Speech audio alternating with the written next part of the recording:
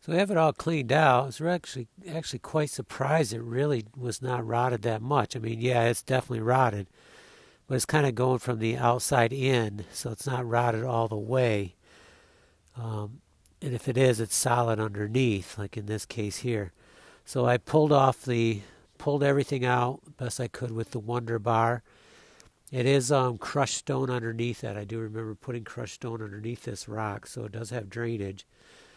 So now I'm ready to start mixing up the quick wall concrete, which has the fiber reinforcement. So I'm going to bring it over here. I have another bag I picked up. It has gone up in price, but you really don't. You only use it for certain projects. So it's not too bad. I wouldn't use it for a huge project. It would really run up the cost.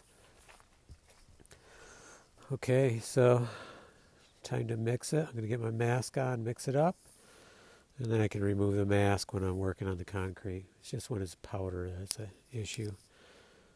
Okay, let's get to it.